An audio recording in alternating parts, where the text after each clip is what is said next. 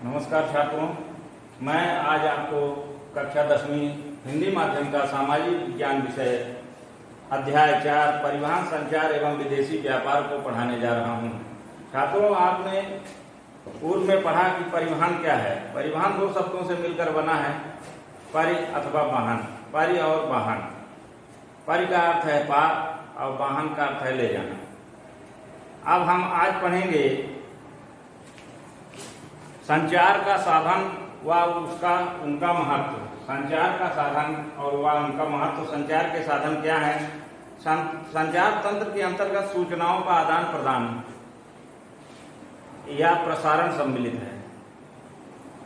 मनुष्य एक सामाजिक प्राणी है, अतः उसे अपने व्यक्तिगत, पारिवारिक और सामाजिक जीवन में संचार की अत्यंत आवश्यकता है।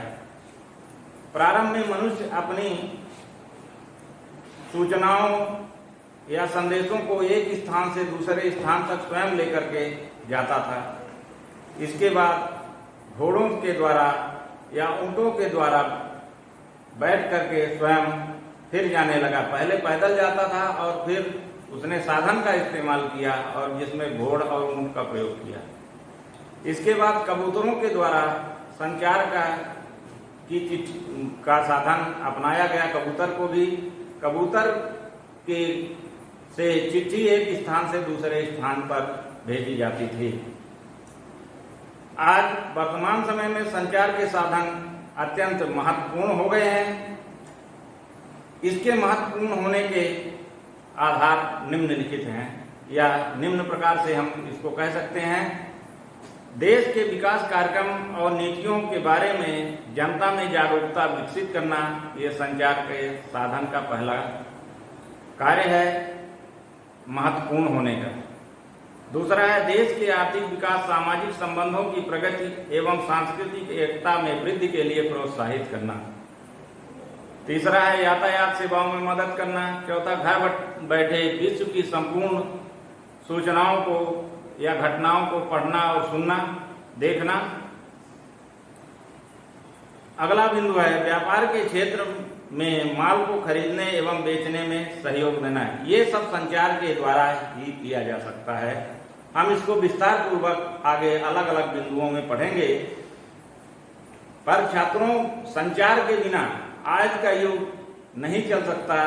हम घर बैठे एक दूसरे से रूबरू हो जाते हैं। दूर रहने वाले अपने परिवार के सदस्यों, दोस्तों से। ये भी संचार का एक महत्वपूर्ण कदम है। आज आधुनिक युग में विकसित क्षेत्र वही कहलाते हैं जहां संचार के साधन का प्रयोग अच्छी तरह से सभी व्यक्ति कर रहे हैं। संचार के साधन कौन कौन से हैं? भारत में जनता के लिए संचार सेवा की शुरुआत 1837 में प्रारंभ हुई। संचार सेवा के वर्तमान में निम्नलिखित साधन है। पहला है डाकखाना। संचार के साधनों में डाकखाने का महत्वपूर्ण स्थान है, जिसको अंग्रेजी में कहते हैं पोस्ट ऑफिस। पोस्ट ऑफिस के द्वारा हम कागज के माध्यम से एक स्थान से दूसरे स्थान तक रजिस्ट्री, स्पीड पोस्ट, साधारण डाक भी भेज सकते हैं। औसतन एक डाकघर 21 वर्ग किलोमीटर के क्षेत्र में 6600 व्यक्तियों में 6600 व्यक्तियों में अपनी सेवाएं देता है। बड़े शहरों में विशेष सुविधा देने के उद्देश्य से डाक वितरण व्यवस्था को निम्न प्रकार से बांटा जा सकता है। पहला है राजधानी चैनल। राजधानी चैनल में छात्रों, भारत के सभी राज्यों की राजधानियों को इससे जोड़ा गया है। इसके लिए एक पीले रंग की अलग पेटी बनाई जाती है। यह कुछ निश्चित स्थानों में राजधानी में लगाई जाती है। इसमें डाले गए पत्र कम समय में एक राजधानी से दूसरी राजधानी में पहुंच जाते हैं। दूसरा है मेट्रो चैनल। हल्के नीले रंग की पत्र पेटिका 6 मेट्रो शहरों में लगाई गई है। वो मेट्रो शहर कौन कौन से हैं? कोलकाता, चेन्नई, दिल्ली, मुंबई, हैदराबाद और बेंगलुरु। अब तीसरा बिंदु है इसी में ग्रीन चैनल। ये हम डाकखाने के भाग को पढ़ रहे हैं। इसमें ग्रीन चैनल में क्या है, स्थानीय पत्रों के प्रेषण हेतु बड़े शहरों में हरे रंग की पत्र पेटिकाएं लगाई गई हैं। जो पेटियां जिसमें हम पत्र डालते हैं वो हरे रंग की होती हैं, वो ग्रीन चैनल के नाम से जानी जाती है। व्यापारिक चैनल, इसमें बड़े व्यापारिक घराने या कंपनियां अपने पत्र सीधे डाकखाने की खिड़की पर जमा कर देते हैं, जो उन्हें गंतव्य स्थानों तक पहुंचाने का कार्य करती है। पीरियोडिकल चैनल, अखबारों और पत्रिकाओं को शीघ्र पहुंचाने के लिए यह चैनल है। स्पीड पोस्ट, इस सेवा का उद्देश्य प्राइवेट कैरियर होता है। एक्सप्रेस पार्सल सेवा एक स्थान से एकत्रित करके दूसरे स्थान तक पहुंचाते हैं। ये स्पीड पोस्ट का है। ई पोस्ट है, ई बिल पोस्ट है। चलो ये अगले बिंदु पर पहुंचते हैं, तार। अमेरिकी थॉमस एल्वा एडिसन ने टेलीग्राफ का आविष्कार किया था। इसका आविष्कार अमेरिका में किया गया है। इससे संदेश शीघ्र भेजे जाने लगे। इसके लिए खंभों में तार स्थायी रूप से बांधा जाना जरूरी था। इन तारों द्वारा बिजली के माध्यम से संदेश एक स्थान से दूसरे स्थान कोडेंसी मशीन द्वारा भेजे जाते हैं। उसके शब्दों के कोड होते थे और कोड पढ़ करके एक स्थान से दूसरे स्थान तक ये कोडिंग की जाती थी और वहाँ उस कोड का विवरण लिखा जाता था और इसके बाद उस व्यक्ति तक जिसके पास भेजा गया है उस व्यक्ति तक उसको सही रूप में पहुंचाया जाता था। सभी देश तार भेजने के लिए मार्स कोड नामक सांकेतिक भाषा का प्रयोग करते हैं। दूरसंचार, टेलीफोन का आविष्कार संचार के साधनों की महत्वपूर्ण घटना है। इसके द्वारा इंसान की आवाज तारों के द्वारा तुरंत एक व्यक्ति द्वारा तुरंत दूसरे व्यक्ति तक पहुंच जाती है।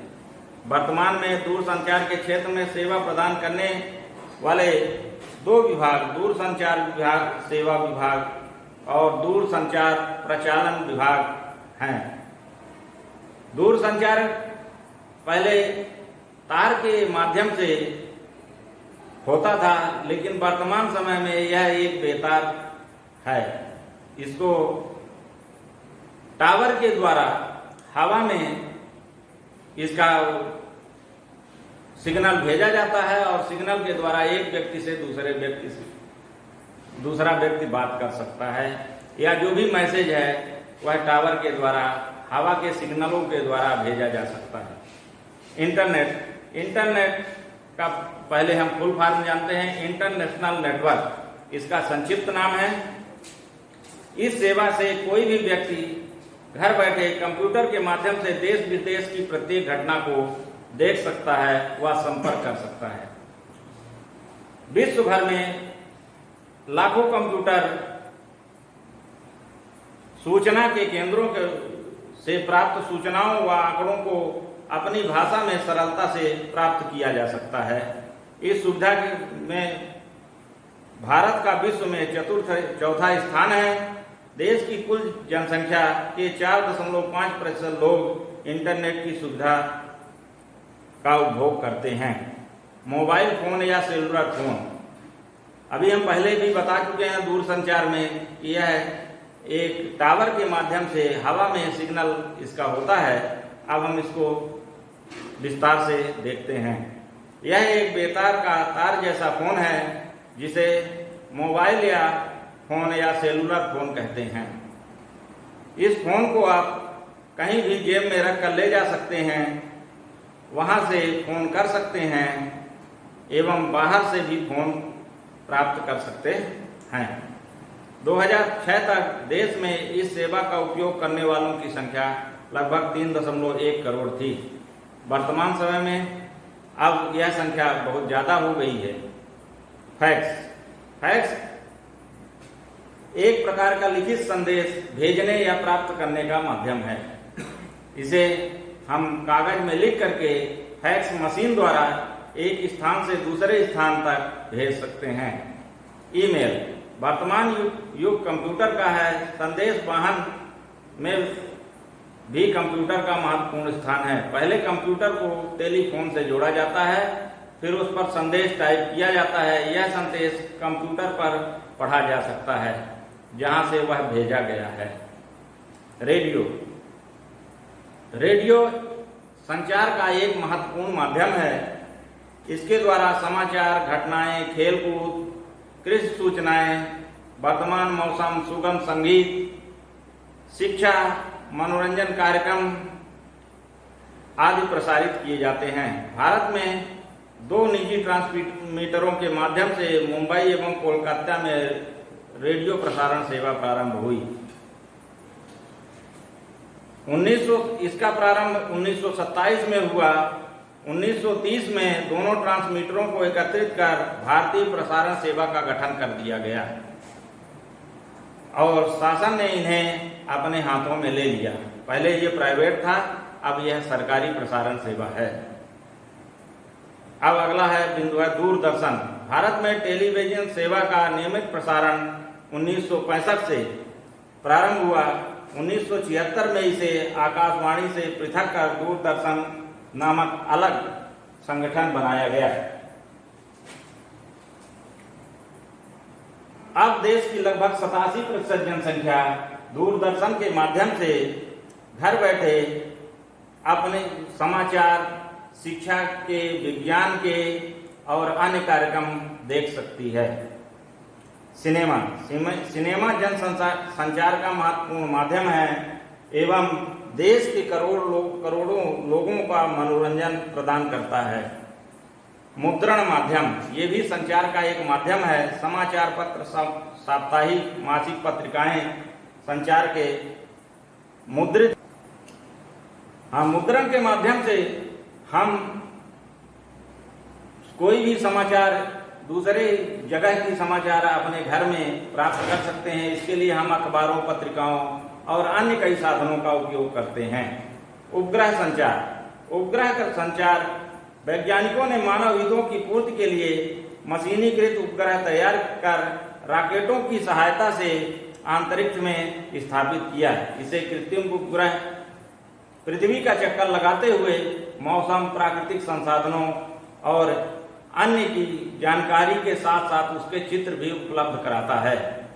4.5 विदेशी व्यापार व आर्थिक विकास में योगदान।